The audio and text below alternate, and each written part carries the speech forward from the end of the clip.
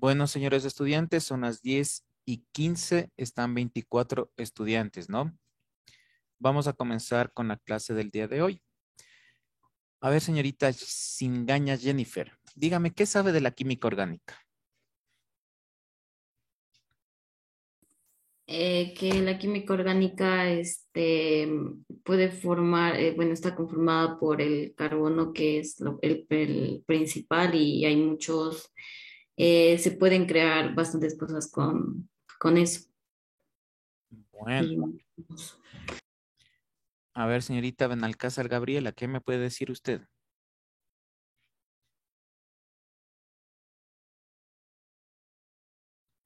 Ay, es que yo también solo sabía eso, que o sea, en la mayoría tiene carbono y ya, formando el ácido covalente. Bueno, vean, en la química orgánica, como les dije en otras clases, ¿no es cierto? Se le denomina también la química del carbono o la química de los seres vivos, ¿sí? Química del carbono, obviamente, ¿no es cierto? Porque la mayoría de los compuestos están formados, ¿no es cierto?, por este elemento químico. Y química de los seres vivos, porque todos los organismos vivos, plantas y animales, están constituidos por este elemento, ¿no es cierto? Carbono, ¿sí? Dentro de la química, ustedes ya saben que se divide en química inorgánica y la química orgánica. Bueno, aquí hay una pregunta en el libro, ¿no? Dice, del siguiente listado, elige las sustancias que consideras orgánicas. Luego intercambia tus elecciones. ¿Cuáles son orgánicas? El azúcar, el plástico, la gasolina. A ver,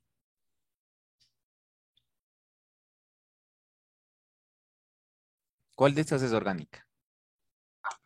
El azúcar. Ya, otro criterio. A ver, señor Burgos. Lo mismo dicen el azúcar. Ya, señor Mena. ¿Cuál cree usted?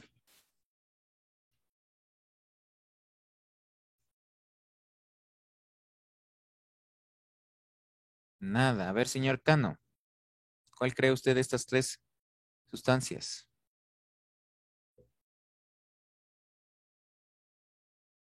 Nada. A ver, señor Encalada. ¿Cuáles La sustancias gasolina. dicen? Están en otro lado. A ver, señorita Suárez Noemí.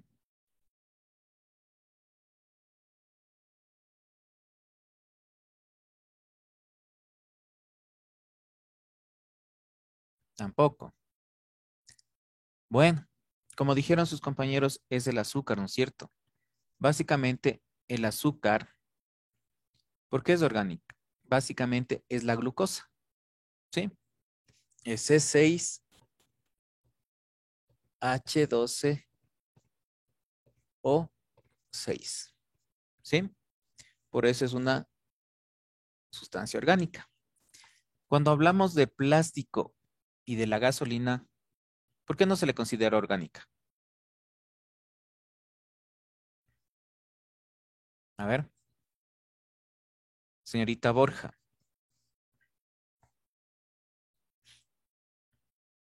Porque no tiene carbono en sí.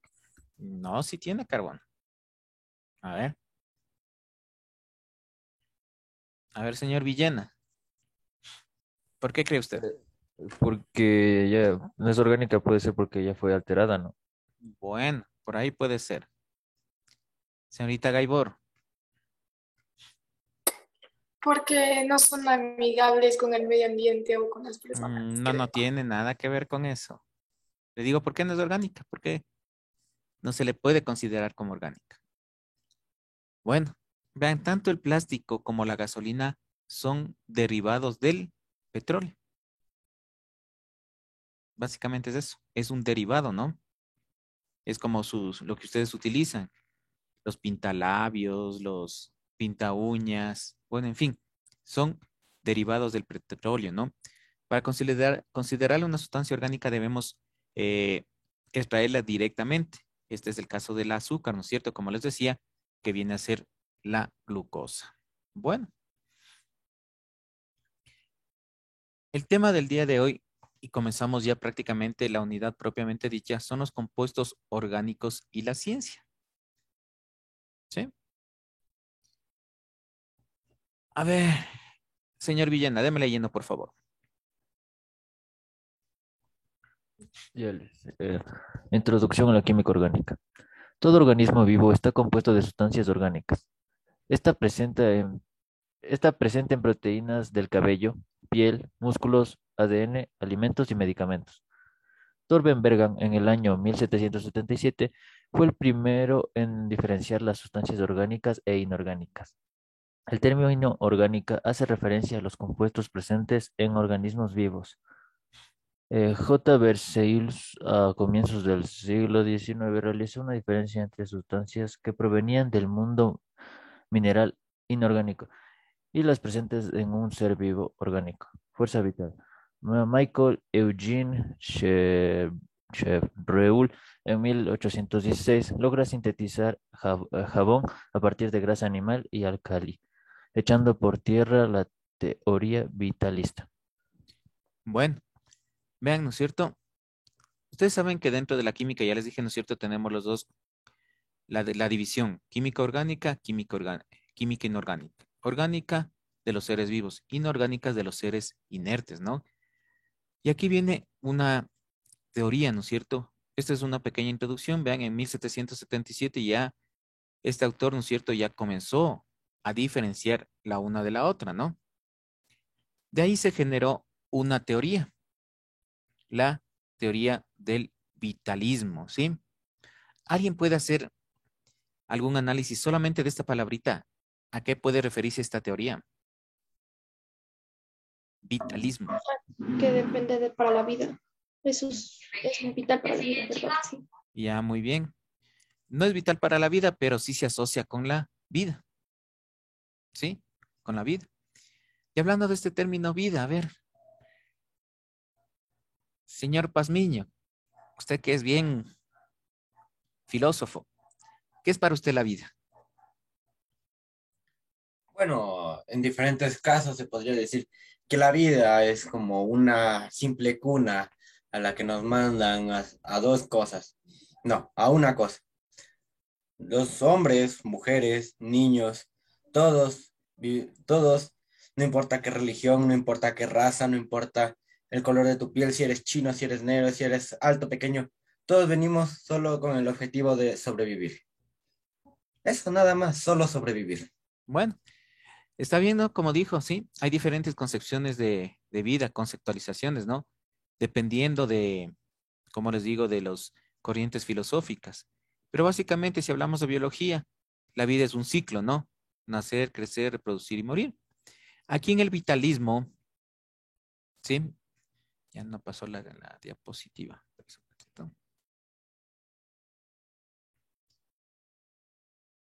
A ver.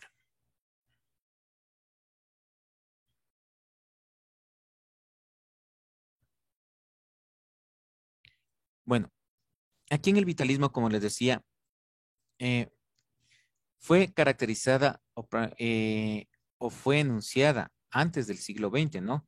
A mitad del siglo XIX. Vean, estos pensadores carecían de un irracionalismo tal. ¿Por qué? Porque simplemente no iban más allá, ¿no? De sus creencias, ¿sí? Entonces, ¿qué decían? Que las ciencias naturales no eran lo más importante. O sea, el estudio de la naturaleza no les servía. Y lo que era más importante para ellos era el espíritu, ¿sí? Que el espíritu venía a ser la vida misma, como dice aquí, ¿no? Y coincide como la vida, ¿no es cierto? Como un todo, inclusive en química. Y decía que estaba relacionado con un ser divino, sí, un ser superior, que el que crea o que creó todo lo que nosotros conocemos a nuestro alrededor. Vean, esa teoría propone que las sustancias orgánicas solo pueden sintetizarse a partir de los seres vivos. Los procesos ocurrirán por el poder vital, como les decía, de un poder superior capaz de crear la vida. ¿Qué significa esto? O sea, que la vida se engendraba de vida, ¿sí? Aquí estaban en contra de esta teoría del átomo del carbono, ¿no? ¿Por qué? porque el átomo de carbono ustedes saben que era un elemento químico, que lo podemos encontrar en la naturaleza. ¿Sí? Entonces esto decía, esta teoría creía, ¿no es cierto?, que solamente la vida podría engendrar vida. Eso es lo que decía esta teoría vitalista. Vean, ¿alguien me puede ayudar a leer, por favor, estas puntualizaciones del vitalismo? Señorita Borja, por favor. Listo, listo. Uno, la vida tiene en el vitalismo un sentido biológico y se subraya el papel del cuerpo, los instintos, lo irracional. Dos, la vida es lo primero, más importante que las esencias, la sustancia que antes se habían considerado lo más real. Tres, la vida no tiene un fundamento exterior a ella, tiene valor en sí misma. 4. La realidad está sometida al cambio. La fuerza que constituye la vida es la voluntad de poder. Además, está abocada a una repetición infinita, a un eterno retorno. 5. La razón trata de fijar el momento de anularlo, sustituyendo la vida cambia por conceptos, pero toda representación conceptual es falsa. Ya, muy amable, gracias. Vean lo que les decía, ¿no es cierto? Que aquí simplemente la vida, ¿no es cierto?, se engendra de otra vida, ¿sí? Entonces era la percepción que tenían estos que, como les digo, defendían la teoría del vitalismo. Vean, por eso es muy importante, pero esa teoría, como les decía, posteriormente comenzó a quedar en desuso.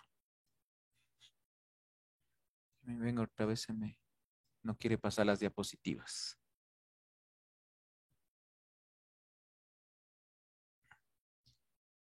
Vean, aquí, ¿qué también decía esta teoría, no? Y había este autor, Friedrich Wöhler, ¿sí? Que el vitalismo, todos los organismos vivos contenían una fuerza vital necesaria para la formación de sustancias, ¿sí? Esta fuerza vital, ¿sí? Lo relacionaba con un compuesto, la urea, ¿sí? El cual, esa era nuestra fuerza vital, según este autor Wöhler, ¿no? ¿Alguien me puede decir qué es la urea o qué entiende por la urea? ¿O han oído de este elemento químico urea? A ver, ¿alguien tiene una idea? A ver, nadie ha oído nunca esto. En sí es la orina. Bueno, es un compuesto de la orina, ¿no? Es un compuesto de la orina, sí. Pero vean, también esta urea se le utiliza como abono. Vean, no sé si oyeron eso. La urea es también utilizada como abono. Entonces, por eso es lo que decía, ¿no es cierto, Wöhler, que era esta fuerza vital. Y cuando él le sintetizó prácticamente en un laboratorio, ¿no es cierto?, a la urea a partir del cianuro, perdón, a partir del cianato de amonio, ¿sí? Él creó encontrar esa fuerza vital, ¿sí? Para crear lo que es prácticamente la vida, ¿no? Pero vean, esas teorías como simplemente, ¿no es cierto?, fueron en desuso posteriormente.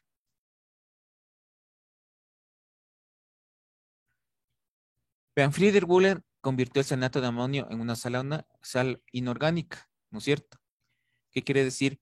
Que de un compuesto orgánico formó, ¿no es cierto?, un compuesto inorgánico.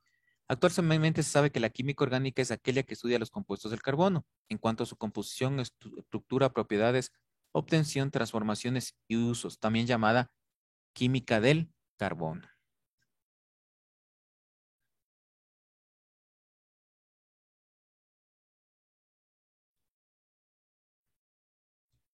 Bueno, esta es la fórmula de la urea, ¿sí? Esta es la fórmula de la urea.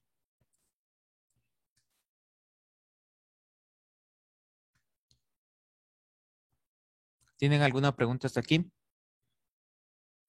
¿No? A ver, por favor. Señorita Chicaiza, abra el libro en la página 18. Listen, yo no tengo los libros, tengo que ir a retirar. Bueno, a ver, señora Encalada.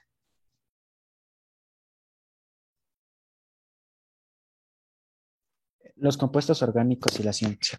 El vitalismo. Para finales del siglo XVIII, los científicos que estudiaban el comportamiento de las sustancias químicas diferenciaban dos grupos de sustancias. Clasificación de las sustancias según el vitalismo. Las sustancias inorgánicas eran sustancias que se sintetizaban en la naturaleza o en el laboratorio y no requerían para su formación de los seres vivos. Las sustancias orgánicas eran sustancias que se sintetizaban en los seres vivos y eran imposible obtenerlas a partir de sustancias inorgánicas y en el laboratorio. Hasta ahí nomás, espérese un ratito, ya después sigue, ¿no? Muy amable, gracias.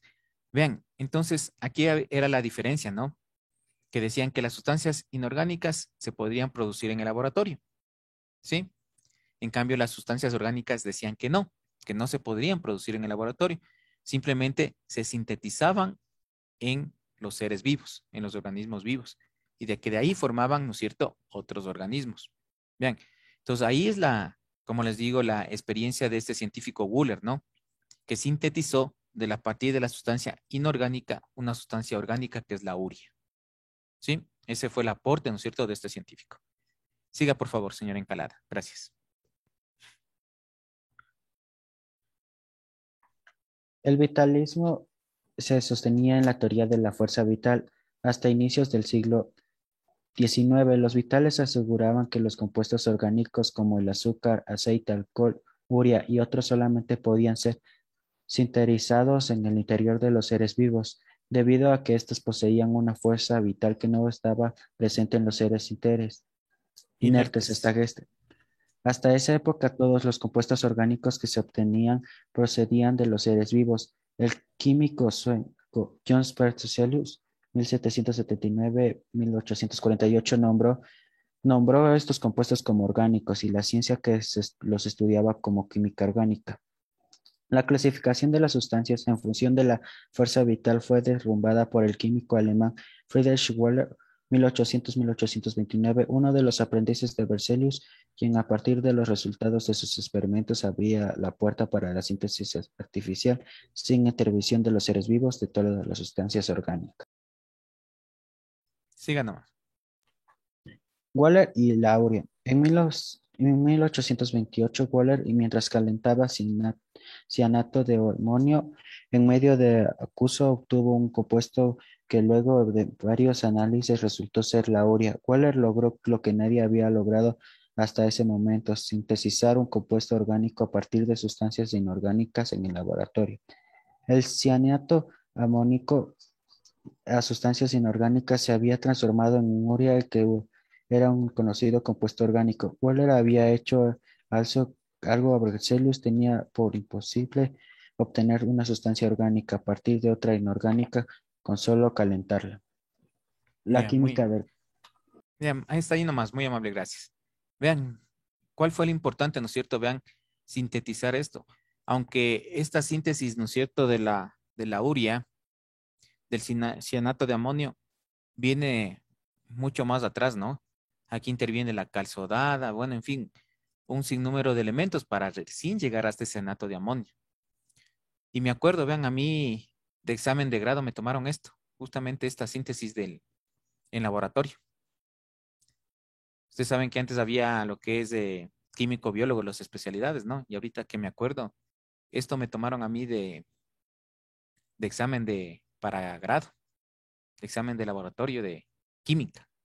Y ahorita me acordé que tenía que desarrollar toda esta fórmula desde el principio inorgánico hasta llegar a formar la urea y la cal sodada que nos da como resultado final en toda la fórmula.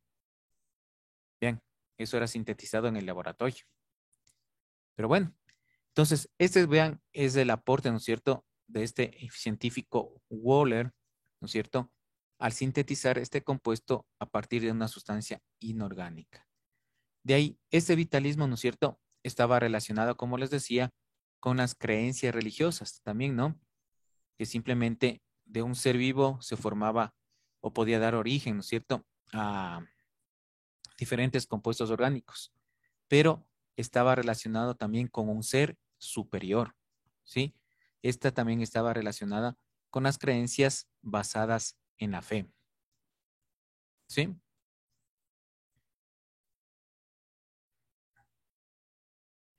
No sé por qué no pasa las... Déjame ver. No sé si tienen aquí esta alguna pregunta. ¿No? Bueno, vamos a ver ahora lo que es la química del carbono, ¿sí? O la química orgánica, ¿sí? Señor Hidalgo, déme leyendo, por favor. Química orgánica. El vitalismo asumía que la materia orgánica solo podía ser producida por los seres vivos. Esto es directamente relacionado con la imposibilidad de obtener materia orgánica a partir de compuestos inorgánicos.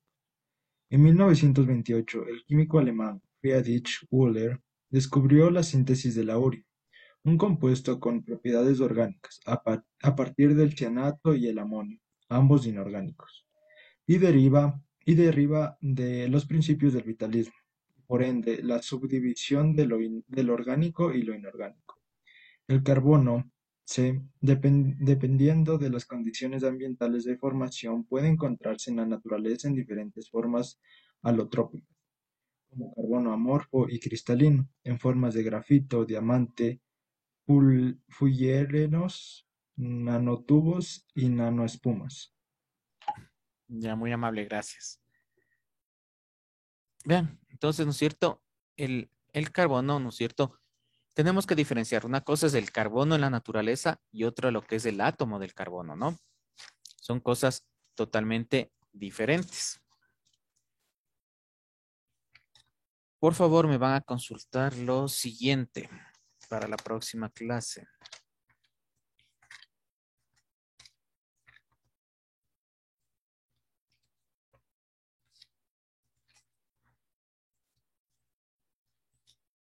A ver, me van a consultar la clasificación del carbono. Les voy a dictar, ¿no? 1. Cristalizados. 2 puntos. Diamante y grafito. 1. Cristalizados, diamante y grafito. 2. Amorfos. ¿Sí? 2 puntos. Naturales. 2 puntos.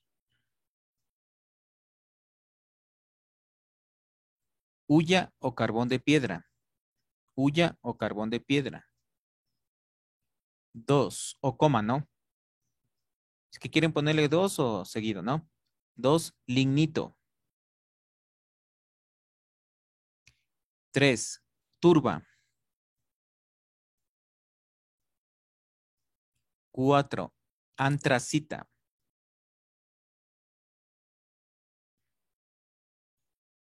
Punto aparte. Amorfos, 2 puntos. Artificiales, 2 puntos.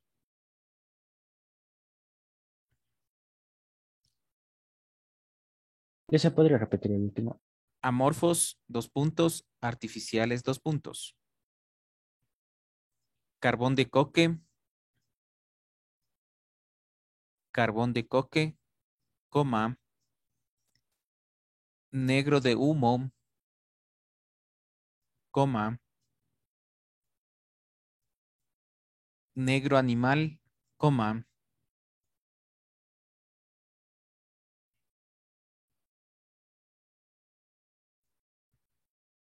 Carbón de azúcar y carbón vegetal. ¿Sí? Repito desde el primero, ¿no? Diamante, grafito. Ahí vayan revisando, ¿no? Diamante, grafito, hulla o carbón de piedra, lignito, turba, antracita, carbón de coque, negro de humo, negro animal, carbón de azúcar y carbón vegetal. ¿Sí? tienen que consultar cada uno de estos, ¿sí? ¿Qué porcentaje específicamente y cuántas calorías tiene cada uno de estos elementos, ¿no? ¿Por qué les mando a consultar? Porque quiero que vean la diferenciación que tiene, ¿no es cierto?, entre el átomo de carbono que vamos a ver y los derivados del carbono, ¿sí? Que son totalmente distintos. No sé si tienen alguna pregunta de la consulta. ¿No? No les va a llevar no, más que de una carilla, no es mucho la consulta, ¿no? Bueno, vean aquí. Vamos a hablar ahora prácticamente del carbono, ¿no?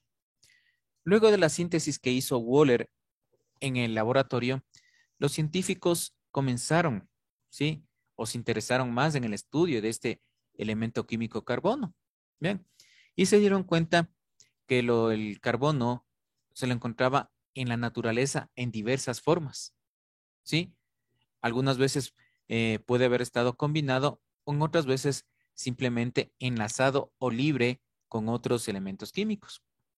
Se le podía encontrar en la atmósfera, como ustedes saben, como en forma de dióxido de carbono, en la corteza terrestre como carbonato de calcio, y en el interior de la corteza un elemento fundamental, vean, que es el petróleo y el gas natural, ¿sí? ¿Alguien me puede decir aquí en el país dónde podemos encontrar este elemento, el gas natural? Un gran yacimiento que hay aquí en el país, pero no es explotado. ¿Alguien tiene la idea? ¿Alguien ha oído? En el Yasuní. No. Pero bueno, algo en el Yasuní sí hay, porque hay pantanos, ¿no? El gas natural se forma de los pantanos también, ¿no? Pero vean, aquí tenemos, ¿alguien sabe? ¿Alguien tiene una idea? No. Vean aquí en el Golfo de Guayaquil. Hay un gran yacimiento de gas natural, pero no es bien explotado. Bueno, hasta ahí vamos a quedar, ¿no? Por el día de hoy, por favor, no olvidarse de la consulta. Les voy a tomar lista. Vadillo. Benalcázar. Presente. Borja.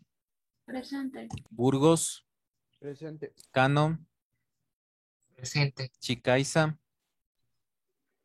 Presente. Encalada. Presente. Espín. Espín. Gaibor. Presente. Gómez. Presente. Hidalgo.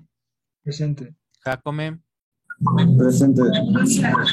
Jacome Alondra tiene justificado. Jiménez. Presente. Mazacón. Presente. Medina. Mena. Presente. Mena Keila. Presente. Ocaña. Presente. Pazmiño. Pérez. Presente. Está Aquí estoy. No. justificado. Sí, sí. Pérez está justificado. Reynoso. Presente. Rubio. Sí, sí está presente, pero tiene problemas con el micrófono, Rubio. Ruiz. Presente. Singaña. Presente. Suárez Lisbeth. Suárez Lisbeth. Presente, Lisa. Suárez Lisset. Tipantocta. Presente. Villena. Presente. Bueno, señores estudiantes, que tengan un excelente resto del día. Nos vemos la próxima clase. Hasta luego.